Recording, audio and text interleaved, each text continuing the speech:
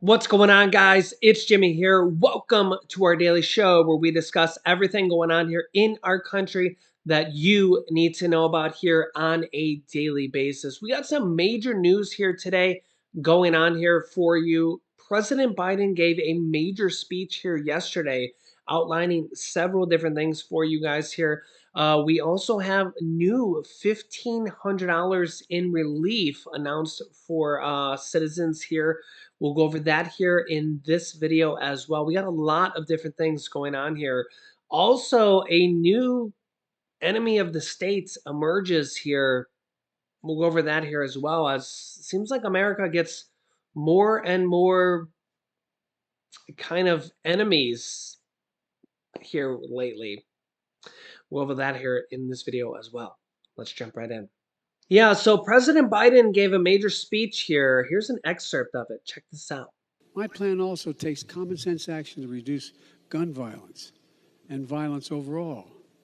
It builds on the progress we made this summer when I signed into law the Bipartisan Safer Communities Act, the most significant gun safety law we passed in 30 years. It took 30 years.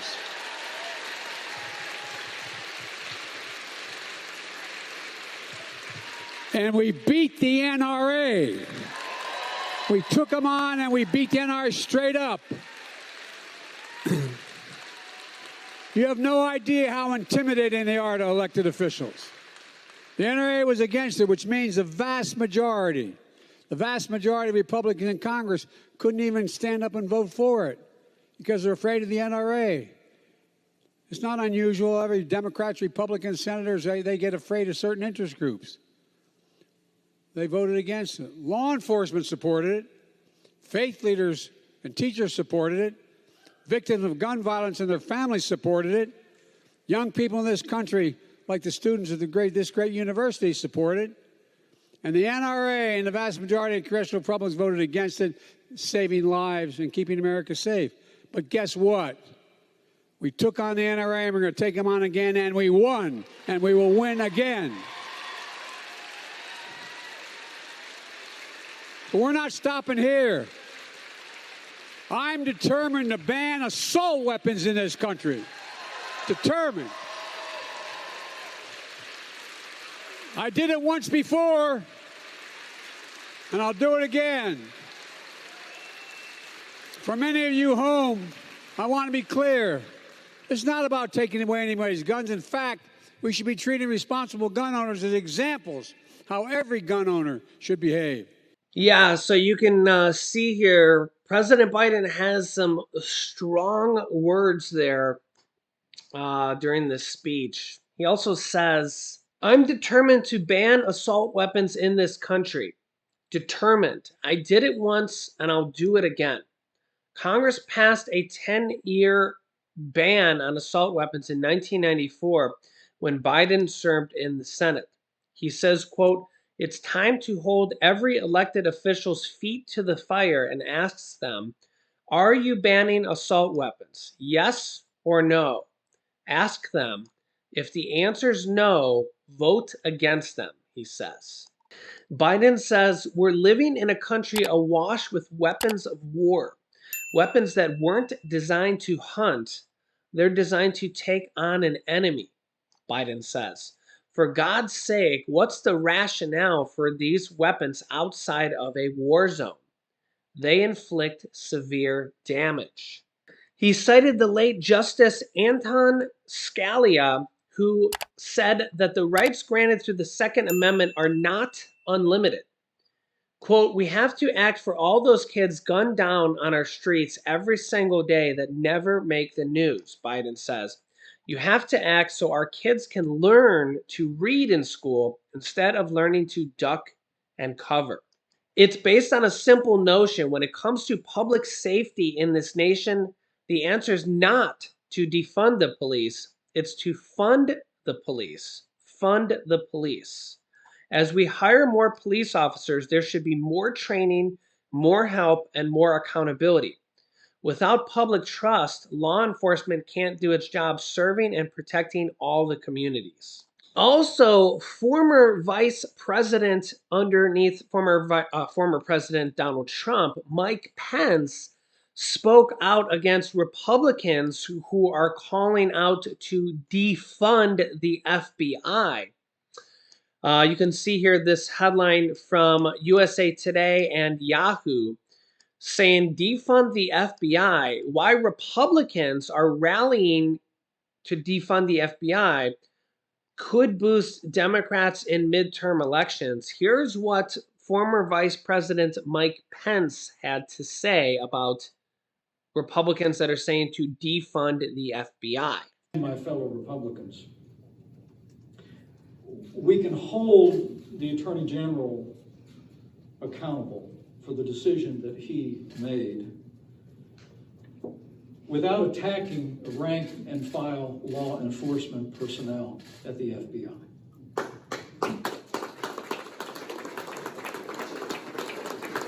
The Republican Party is the party of law and order. Our party stands with the men and women who serve on the thin blue line at the federal and state and local level. And these attacks on the FBI must stop.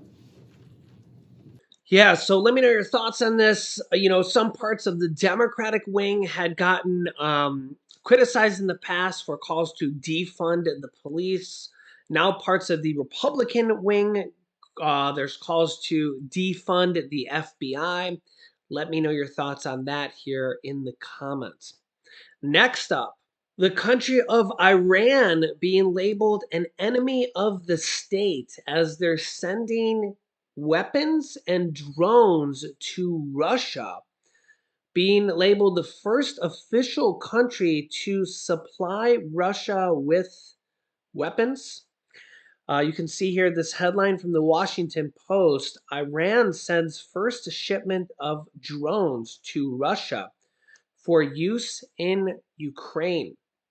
Russia cargo planes left Tehran 10 days ago with UAVs, some of which have already malfunctioned, U.S. and allied officials say. So they are officially supplying them with weapons of war. Russian cargo planes have quietly picked up the first of scores of Iranian-made combat drones for use against Ukraine, U.S. officials have said, in a move that underscores deepening ties between Moscow and Tehran, while also highlighting Russia's struggles to supply its overstretched military. But apparently, quote, the Russians are not satisfied, saying, quote, there are a few bugs in the system. The official spoke on condition of being anonymous, that his nationality not be revealed due to sensitive intelligence, and that the drones to Moscow is believed to be the first installment of a planned transfer of hundreds of Iranian UAVs and various types, Biden administration officials said. This also comes as just yesterday, Iran's Revolutionary Guards tried to capture a U.S. unmanned vessel, but a U.S. Navy patrol ship and helicopter had to stop them, making national news as things are not looking good here. It looks like we're gaining more enemies than we're gaining allies. U.S. Naval Forces Command Central said in a statement that elements of the U.S. Fifth Fleet were sailing through international waters around 11 p.m. local time on Monday night when it noticed the Iraqi Guards support ship towing the Sail Drone Explorer in an attempt to detain it. And apparently they released this video from the footage, as you can see here. So, as you can see here, the United States is involved with several conflicts on several different fronts here. We have Russia, we have Iran, we have China. So we're kind of battling, for lack of a better word here, not in full-blown battle front here, but we're kind of walking the line here on teetering the line here with several different countries here. You guys can let me know your thoughts here on this, but I mean, we're definitely not friends with Russia, Iran, or China at this point. It's a thin line, right? It's a thin line. Also today, the last former Russian leader, Mikhail Gorbachev, died today at the age of 91. And it's also said here that he was very unhappy with the state of Russia.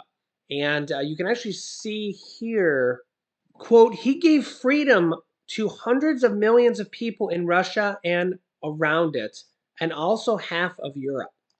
Few leaders in history have had such a decisive influence on their time. It honestly seems like the exact opposite of Putin, doesn't it? But Gorbachev saw his legacy wrecked late in life as the invasion of Ukraine brought Western sanctions crashing down on Moscow, and politicians in both Russia and the West began to speak as of a new Cold War. Quote, Gorbachev died in a symbolic way when his life's work, freedom, was effectively destroyed by Putin, said a senior fellow at the Carnegie Endowment for International Peace. At least he changed millions of lives during his time, and, times are ever changing, so who knows what will happen going forward. And we continue to see more and more help going forward here as well on the state, city, and county level. Today, we bring you one of more assistance on the county level here on Miami-Dade County, which is a major county here. Check this out. Hi everyone, I'm Mayor Daniela, and today I want to share with you my administration's newest housing initiative, our Homes Plan. We know that residents across Miami-Dade are facing an affordability crisis, and the Homes Plan, yet another piece of our Building Blocks program, includes relief for struggling homeowners and renters, creates more housing people can afford, and both preserves and enhances existing affordable housing. So let's start with H. Housing preservation through programs like NOAA and WAP. The Homes Plan provides an infusion of direct funding to property owners to preserve at-risk, naturally occurring affordable housing, NOAA, and expands the existing Weatherization Assistance Program. O stands for Opening New Doors with innovative programs like WHIP, W-H-I-P. This year, we're piloting a new program called WHIP that provides direct incentives to property owners willing to provide immediate relief to renters. Next is M, Mortgage and Utilities Relief for struggling homeowners. Here, we're providing direct relief to struggling homeowners behind on their mortgage and or their utilities payments. E is for expanding our Emergency Rental Assistance Program. We know the ERAP program has been a lifeline for families, so this year we're expanding AMI, Area Median Income Eligibility, to help more families in Miami-Dade. And finally, S is for securing new housing units. We're making strategic investments to support new housing projects, including a new Development Inflation Adjustment Fund to help immediately bring new units onto the market. Through this comprehensive ground-up approach and historic investment in housing, my administration is working each day to provide relief to residents in need and to fund effective solutions to our housing crisis.